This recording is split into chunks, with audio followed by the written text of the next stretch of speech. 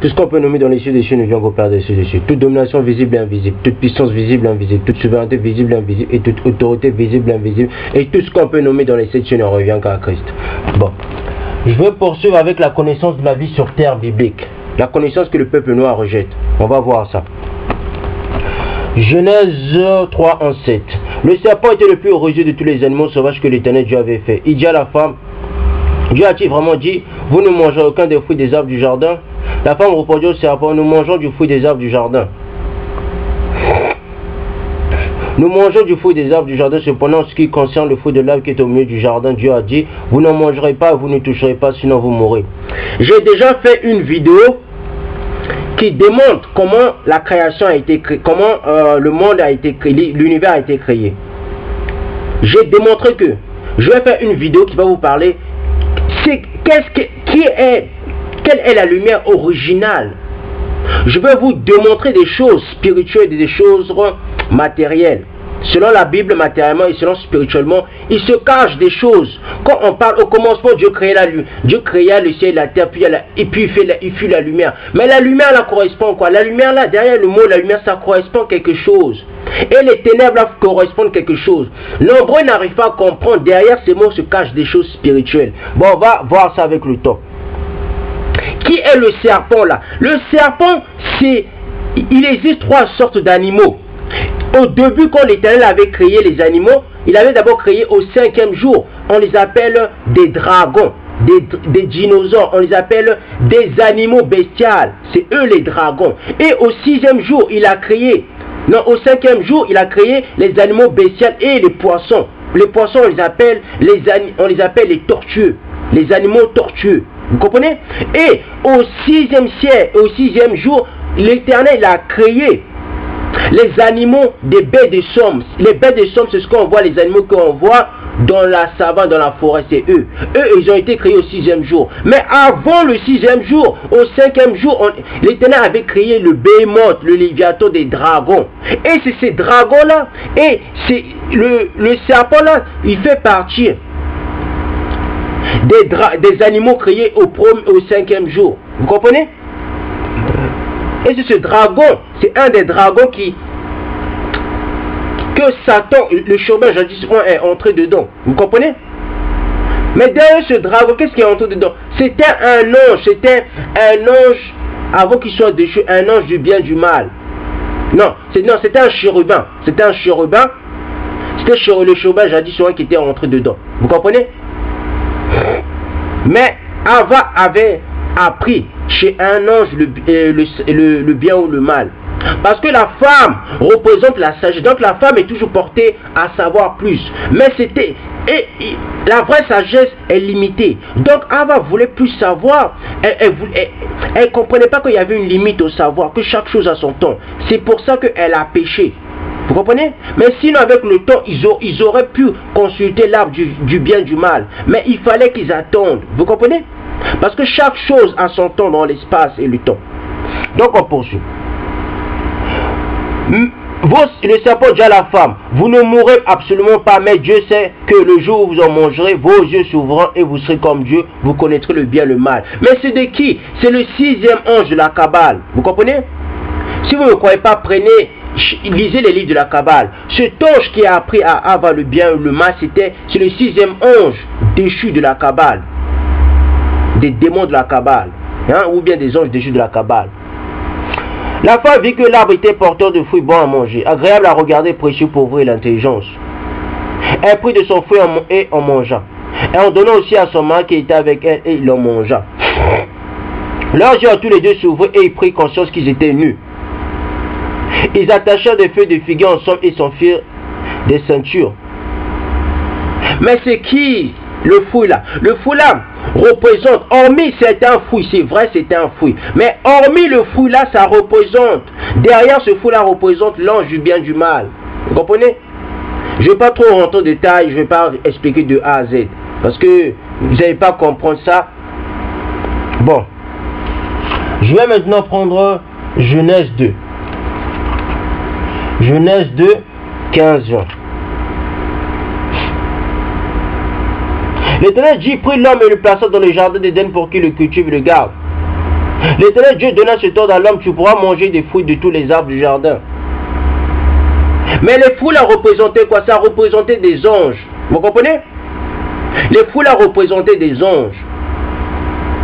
Parce que l'ange qui a appris à Ava le bien et le mal, c'était un ange. Mais c'était vraiment des fruits. Mais derrière ces fruits là, ça représentait des anges. Vous comprenez? Donc je poursuis.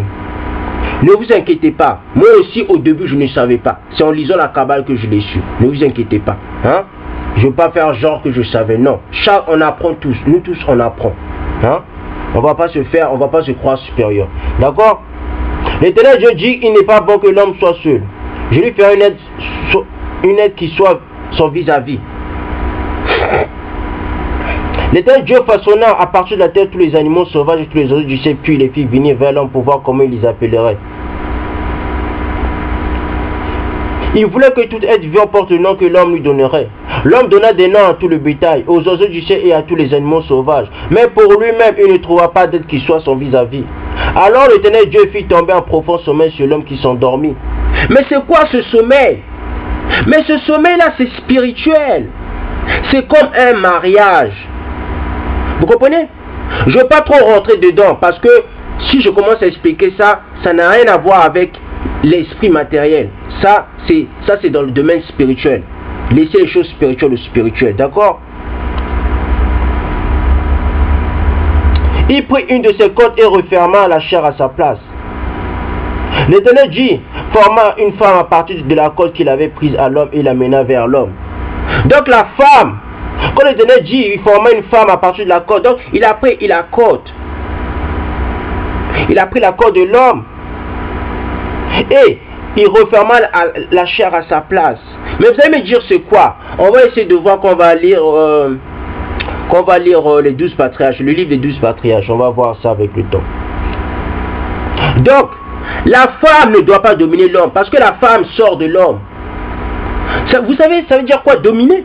Dominer veut dire la femme ne doit pas influencer l'homme. Vous comprenez? La femme, elle doit être sage parce que la femme représente la lumière. La femme représente la lumière de la sagesse. La femme représente la sagesse.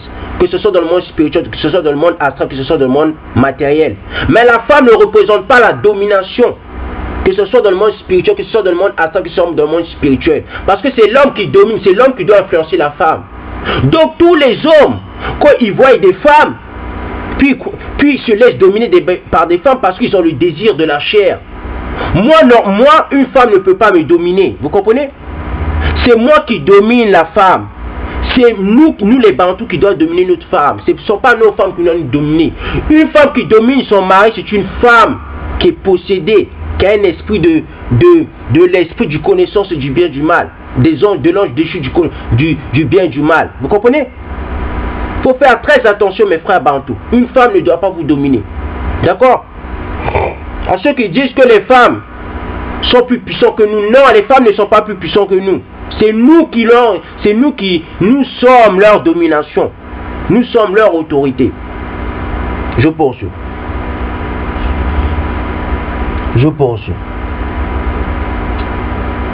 Bon, je vais m'arrêter là. Je vais prendre Genèse 6. 14-20. Fais-toi un bateau avec des arbres résineux. Tu disposeras cette arche en compartiment et tu lui enduras de poids dedans et dehors. Voici comment tu la feras. L'arche aura 150 mètres de long et 25 de large et 15 de haut. Tu feras une ouverture à l'arche et tu la feras d'une cinquantaine de centimètres depuis le haut. Tu placeras une porte sous la corde de l'arche. Tu construiras un étage inférieur, un deuxième, un troisième étage. Pourquoi le chiffre 3? Parce que c'est spirituel. Vous comprenez? C'est spirituel. Pour ma part, je vais faire venir une déluge d'eau sur la terre pour détruire toute créature qui a souffle de vie sur le ciel. Tout ce qui est sur la terre mourra. Pourquoi il va mettre un déluge d'eau? Parce que les cieux ont été créés avec l'eau. Donc, pour détruire quelque chose, il faut que ça soit détruit avec la chose originelle. Vous comprenez? Parce que les cieux ont été créés avec l'eau obscure. Même le ciel que nous voyons tout noir, c'est de l'eau obscure. Je l'ai déjà démontré dans une vidéo. Pour ma part, je vais faire venir une déluge d'eau sur la terre pour détruire toute créature qui a souffle de vie sur le ciel. Tout ce qui est sur la terre mourra. Cependant, j'ai établi mon alliance avec toi. Tu entreras dans l'arche avec tes fils, ta femme et les femmes de tes fils. De tout ce qui vit, de toute créature, tu feras entrer dans l'arche 2 membres de chaque espèce pour leur conserver la vie avec toi. Il y aura un mâle et une femelle, des oiseaux selon leur espèce, du bétail selon son espèce et tous les reptiles de la terre selon leur espèce. 2 membres de chaque espèce viendront avec toi pour que tu leur conserves la vie. Donc on voit que les animaux selon leur espèce, c'est pour ça que celui qui fait une union interdite, il est dans une... il confond la vie, il est confus. Ses enfants seront confus et lui, son mariage sera confus. Spirituellement, je ne parle pas matériellement, je parle spirituellement. Celui qui fait une mélange, celui qui se mélange avec d'autres espèces, par exemple le noir se mélange avec, je ne sais pas, une autre race, hein, parce que le noir c'est une race, mais le noir se mélange avec une autre race, ils vont faire, quand ils vont s'accoupler, ils seront confus. Ils vont se mélanger, c'est pour ça, comment je peux dire, c'est pour ça qu'on appelle les enfants des métis, parce que c'est le mélange et c'est la confusion. Je ne dis pas de haïr les métis, loin de là, je ne dis pas ça. Mais ce que je vais expliquer, d'où vient la confusion, c'est le Satan qui a compris que Satan il a dit bon, il faut que moi je suis un être de confusion, donc il faut que je mélange les choses, il faut que je fasse de la confusion. C'est d'où vient Babel. Babel est l'origine de la confusion. Babel veut dire confusion, veut dire mélange. Vous comprenez que depuis Noah, l'Éternel disait que chaque animal reste avec son espèce. Vous comprenez? Et l'ennemi, l'adversaire du peuple bantou a compris, il a compris quelque chose, il a dit il faut qu'il y ait des mélanges, il faut qu'ils se confondent. Et c'est ça, diviser pour mieux régner. Confondre pour mieux régner, mélanger pour mieux régner. Vous comprenez maintenant d'où vient l'identité d'un peuple? Pourquoi le peuple noir doit s'approprier son identité? Parce qu'en se mélangeant, ils se confondent. Vous voyez comment c'est logique? Donc je poursuis. Quant à toi, prends de tous les aliments que l'on mange et fais-toi une provision afin qu'ils vous servent de nourriture à toi et à eux. C'est ce que fit Noah, se conformant à tous les autres que Zam lui avait ordonné. Donc Zam savait que les espèces doivent rester avec les rats et les espèces doivent rester avec les mêmes espèces. Vous comprenez? Ils ne doivent pas se mélanger. C'est une abomination, tout ce qui se mélange, une race noire se mélange avec une autre race, ils se confondent. Mais je ne dis pas, je ne suis pas là pour séparer les gens. Non, non, non, non. Je ne dis pas parce que vous allez m'entendre que c'est vrai qu'il faut vous séparer. Non. Si vous avez enduré votre vie dans la souffrance, si vous deux, vous avez connu de la souffrance, vous avancez dans la souffrance, moi je ne suis pas là pour vous diviser. Vous comprenez? Il faut faire très attention. Je ne dis pas que maintenant que vous connaissez, que faut vous séparer. Non, non, non. Je ne suis pas quelqu'un là pour séparer les choses. D'accord? C'est juste pour vous faire comprendre que l'Éternel n'aime pas les mélanges. D'accord? Bon. Exode 1, 18, 22. Le roi d'Égypte convoqua les sages-femmes et leur dit: pourquoi avez-vous agi ainsi et avez-vous fait laisser vivre les enfants?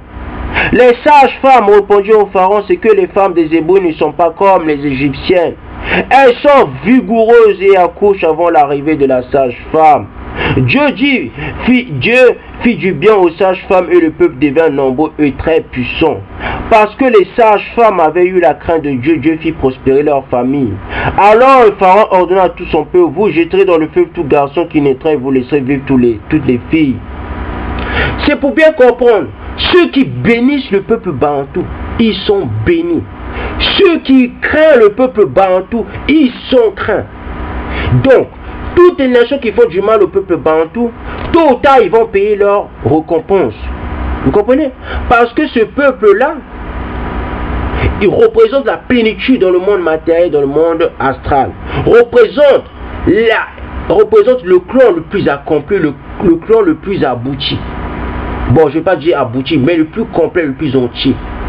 Donc ceux qui touchent au peuple bantou touchent directement à l'ordre de la perfection, de la plénitude de la divinité. Vous comprenez? Bon. Et eux, ils avaient compris. Ils avaient compris que cette nation-là, elle n'est pas comme les autres nations, puisqu'ils connaissaient l'histoire de nos ancêtres en Égypte. Nombre 22. Nombre 22. Nombre 22, 31, 35. 31, 35. L'Éternel ouvrit les yeux de Balaam et Balaam vit l'ange de l'Éternel qui se tenait sur le chemin. Mais c'est quoi ouvrir les yeux? C'est ouvrir les yeux de l'âme. Parce que quand l'Éternel ouvre tes yeux de l'âme, tu peux voir les choses. Tu peux voir les anges qui sont dans le monde invisible. C'est ça, ouvrir les yeux. Vous comprenez?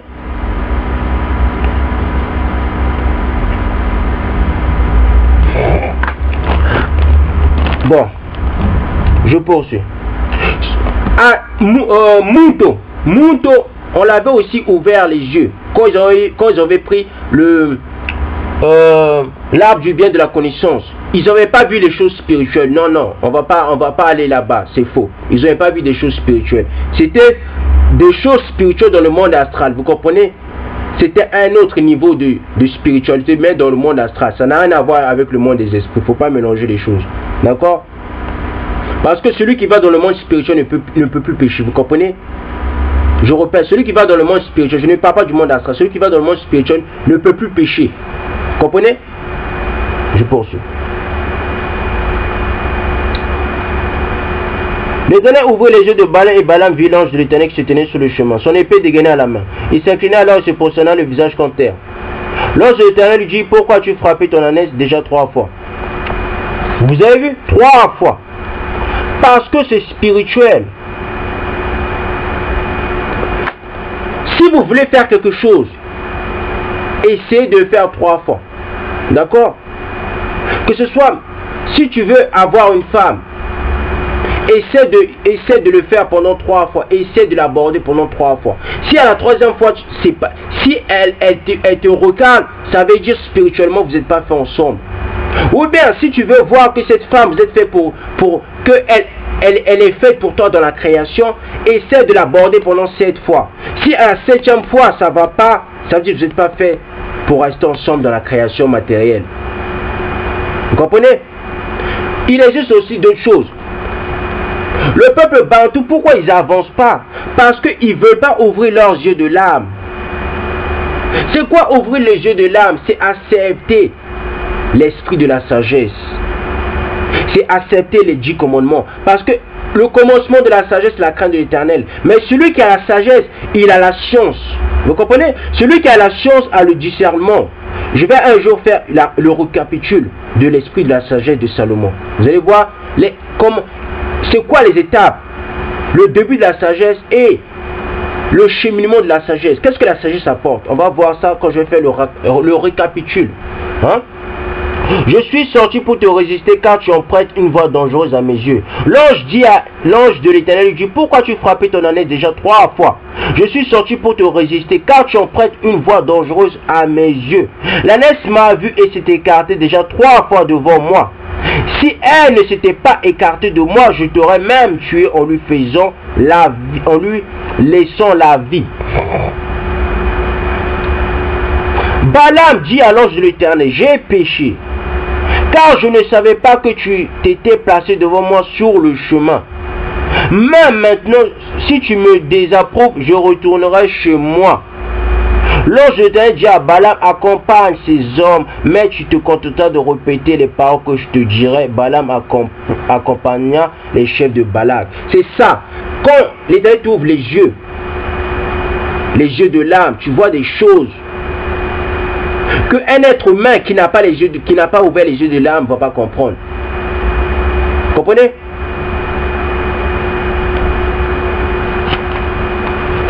Je vais prendre Nombre 24, 1-16.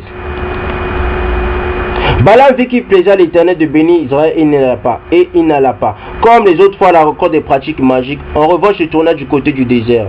En levant les yeux, Balaam vit qu'Israël qui campait par tribu. Alors l'Esprit de Dieu fut sur lui. Balaam prononça son oracle, déclaration de Balaam, fils de Béor, déclaration de l'homme qui a l'œil ouvert. Vous voyez? Donc celui, quand l'Esprit de Dieu entre dans ton corps, je ne veux pas dire qu'il entre, parce que l'esprit, on a déjà un esprit, mais quand l'esprit se manifeste dans ton corps, ça veut dire quoi? Ça veut dire ton œil s'ouvre. Vous comprenez? Les prophètes avaient l'œil qui leur ouvrait. L'œil de l'âme était ouvert. Donc, ils voyaient loin. Donc, leur conscience était vivante. Leur conscience se manifestait. Leur conscience était en mouvement. Vous comprenez? Bon. Excusez-moi. Donc je poursuis. Déclaration de celui qui entend les paroles de Dieu, de celui qui discerne la vision du Tout-Puissant, de celui qui possède et dont les yeux s'ouvrent. Donc on dit que celui qui a, quand l'Esprit vient sur lui, parce que l'Esprit c'est un contenu, c'est un contenant. L'Esprit de Dieu c'est un contenu, c'est un contenant. Je vais expliquer ça, je vais expliquer quand Dieu disait que Dieu créait le ciel et la terre, quand il y avait les ténèbres. Vous allez voir, derrière le mot ténèbres se cache quelque chose de spirituel. Derrière le mot la lumière se cache des choses spirituelles. On va rentrer. Vous allez vous comprendre des choses spirituelles. Ça va vous dépasser, je suis obligé de passer par là. D'accord? Quelles sont belles tes tentes, Jacobo, tes habitations, Israël? Elles s'étendent comme des vallées, comme des jardins près d'un fleuve. Comme des aloès que l'Éternel a plantés, comme des cèdres le long de l'eau. Donc on dit que Israël, comment je peux dire, la géographie d'Israël, c'est quelque chose de splendide. C'est pour dire que Israël se trouve où se trouve le jardin d'Éden. Les jardins d'Éden se trouvent en Afrique, à Katiopa. Parce que si on détruit le jardin d'Éden, tout le monde sait que si on détruit le jardin d'Éden, il n'y aura plus de vie. Parce que l'eau, la mer va avec la végétation. La terre va avec la végétation. L'homme va avec la végétation. L'homme est lié à tout ce que l'élément, tout ce que le Créateur a créé. Vous comprenez? Donc si on détruit la végétation, on va détruire aussi l'eau. Parce que s'il n'y a plus de végétation, l'eau se tarit. Vous comprenez? D'accord. Je poursuis.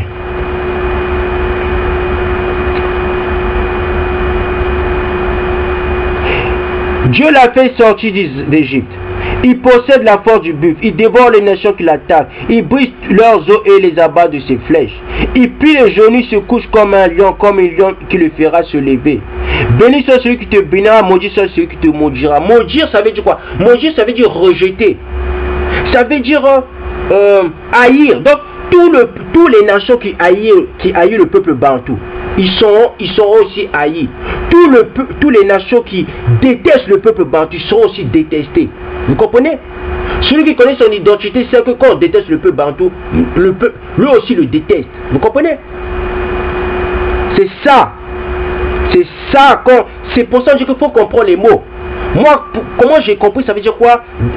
Maudire. Je suis allé sur Google, j'ai tapé la définition maudire. Ça veut dire rejeter, ça veut dire détester. Donc, toutes les nations qui rejettent le peuple bantou, nous aussi, on va les rejeter avec le temps. Toutes les nations qui nous font du bien, nous aussi, on va leur faire du bien. On va leur bénir. Je poursuis.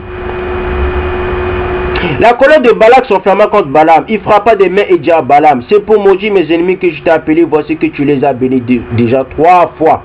Pourquoi le chiffre 3? Parce que c'est spirituel. On va essayer un jour de parler de la manifestation. On va parler de la manifestation. On va rentrer dans le domaine de la spiritualité.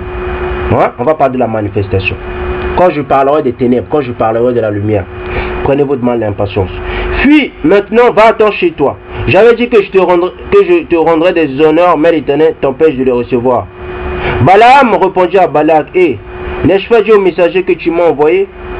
Même si Balak me donnait sa maison pleine d'argent et d'or, je ne pourrais faire de moi-même ni bien ni mal qui enfreigne l'ordre de l'Éternel. Je repartais ce que dira l'Éternel. Maintenant, je retourne vers mon peuple. Viens, je vais t'annoncer ce que ce peuple fera au tien dans l'avenir.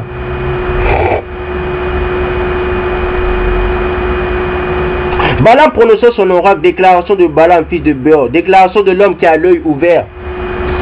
C'est quoi avoir un œil ouvert? C'est avoir des visions. C'est avoir des visions. C'est voir de l'extérieur. Comprendre des choses de l'extérieur. C'est avoir l'esprit de Nzambi qui le contient et qui devient son contenu. Vous comprenez? C'est ça, avoir l'œil ouvert. C'est avoir une intelligence haute. C'est ça. Vous comprenez? Quand on dit qu'il a une vision, parce qu'il a une capacité de comprendre la vision. La vision va avec ça. C'est avoir une capacité de comprendre les choses. Vous comprenez? C'est avoir une capacité de comprendre les choses dans l'avenir. Déclaration de celui qui entend les paroles de Dieu, de celui qui possède la connaissance du Très-Haut, de celui qui discerne la vision du Tout-Puissant, de celui qui se prosterne dont les yeux s'ouvrent.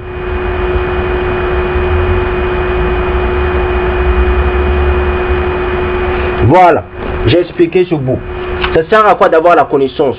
La connaissance fait que tu accèdes à une capacité intelligente plus haute que la norme. Tu accèdes à ce qu'on appelle l'extraordinaire, de ce qui n'est pas dans le commun des mortels. Hein? C'est ça la connaissance. Je vais prendre maintenant 2 Samuel. 2 Samuel.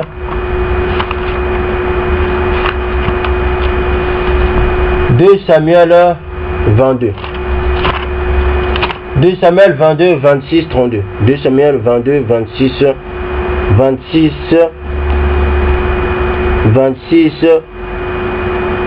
32.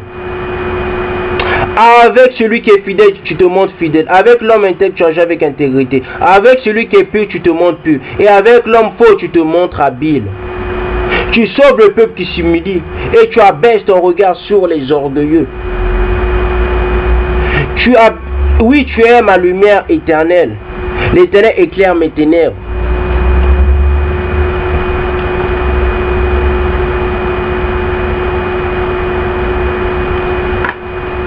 Avec toi, je me précipite sur une troupe toute armée. Avec mon Dieu, je franchis une muraille. Les voies de Nzambi sont droites. La parole de l'Éternel est pure. Il est un bouclier pour tous ceux qui se confient en lui. Qui est un Nzambi en dehors de l'Éternel? Et qui est un rocher sinon notre Nzambi? Donc on dit que Nzambi Yampango ou bien Nzambi Tulendo, il est pur avec celui qui est pur. Vous comprenez? Vous lisez la Bible, mais vous n'arrivez pas à comprendre ce que vous dites. Ou bien vous n'arrivez pas à comprendre les Écritures. Nzambi dit que il est pur avec celui qui est pur. Maintenant, et avec l'homme faux. Regardez, écoutez-moi bien. Avec l'homme faux, il est très intelligent, il est prudent. Vous comprenez? On ne dit pas de accepter tout ce que l'homme pur fait. L'homme impur fait. On ne dit pas de ne pas réfléchir quand un homme impur vient t'apprendre des choses. Il faut être un habile. L'habileté veut dire il faut être prudent. Il faut être un avisé. Vous comprenez? Le peuple bantou lui manque de l'habilité. Il lui manque l'esprit d'habilité. Vous comprenez? On ne dit pas d'accepter tout ce que l'homme impur fait. On ne dit pas. On dit, mais d'être très habile.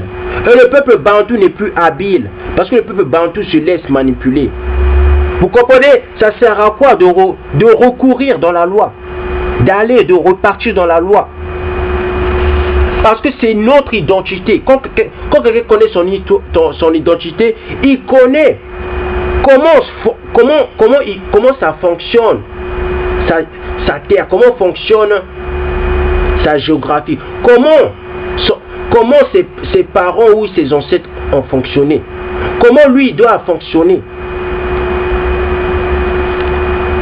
Bon, on va prendre 2 Samuel 24, 18-25.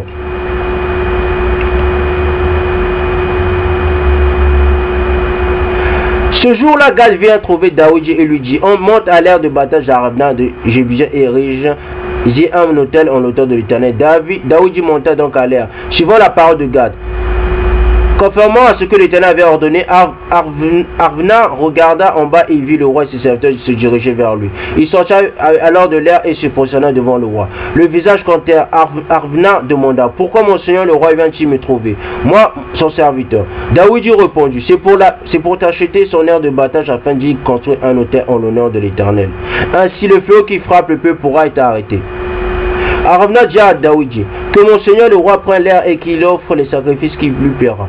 Vois, tu peux prendre les bœufs pour l'holocauste et les chars avec l'attelage pour te servir de bois. Je te donne le tout, roi. Pour Ravna dit au roi: que l'Éternel ton Dieu t'accorde sa faveur. Mais le roi dit à Ravna: non, je vais t'acheter cela à son juste prix.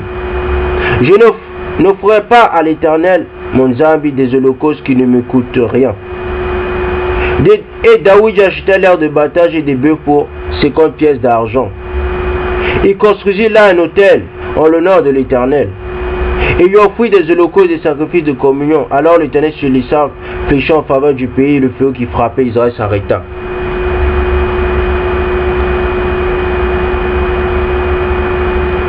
Donc, David, il avait un amour. David, il comprenait que lui, il pouvait pas faire que le peuple soit décimé, soit éliminé, soit irradié. Il fallait que il fasse pénitence. Il fallait que il fasse pénitence de son péché, parce que l'Holocauste allait avec le sang. Parce que c'est par le sang que l'Éternel déclarait que le péché était dissipé. Vous comprenez? Mais l'Éternel n'aime pas le sang. Vous comprenez? L'Éternel n'aime pas l'Holocauste. L'Éternel déteste qu'on tue les animaux, tue le sang. En fait, on joue avec le sang. Parce que dans le monde, dans les cieux, quand l'ange de l'Éternel avait vu Maz, lui avait dit, fais ce qu'on t'a appris dans la montagne. Ce qui est l'ombre de la réalité invisible, fais-le. Dans la réalité invisible, les séraphins qui se trouvent dans le 7e ciel, on va expliquer la hiérarchie des séraphins avec le temps. Comment ils se font. Maintenant, la hiérarchie des séraphins qui se trouvent dans le 7e ciel, ils sont sacrés, vous comprenez? À partir du 7e ciel, on les appelle les perfecteurs. Non, la perfection sacrée. Donc c'est une perfection suprême. Ils ne peuvent plus pécher. Ils ont une capacité à comprendre des choses célestes du 7e niveau, de la création. Ceux qui sont dans le 7e niveau, ils ont une capacité à comprendre les choses de la création, vous comprenez? Plus tu montes dans les cieux, plus tu as une ouverture de l'intelligence. C'est ça, ça sert à quoi les 7 cieux? C'est ce que les francs-maçons font. Les francs-maçons, ils recopient juste la réalité spirituelle et la réalité astrale, donc la réalité du monde invisible. Vous comprenez? C'est pour ça, chez eux, ils ont des grades jusqu'au 33 ou 36. Mais ils ont compris que leur grade, c'est même pas 1%, je vous dis, c'est même pas 1% même du premier ciel. Vous comprenez? Donc, je vais prendre un autre vers. Je vais prendre un autre passage. Je vais prendre 2 Rois 1. 2 Rois 1, 11. 2 Rois 1, 11. 2 Rois 1, 11. 2 Rois 1, 11. Les Moabites se révoltaient contre Israël.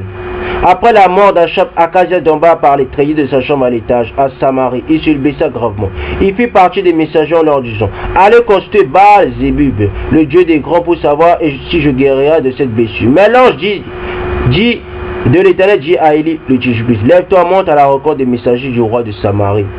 Et Dieu leur, est-ce parce qu'il n'y a pas de Dieu en Israël que vous allez consulter Baal-Zébub? Est-ce en Israël que vous allez consulter Baal-Zébub, le dieu des grands? C'est pourquoi, voici ce que dit l'Éternel, tu ne redescendras pas du lit sur lequel tu es monté, car tu mourras. Puis Élie s'en alla.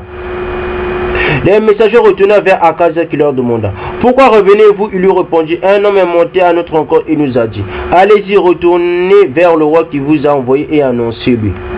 Voici ce que dit l'Éternel, est-ce parce qu'il n'y a pas de Dieu en Israël que tu envoies consulter Baal-Zébub, le dieu des grands?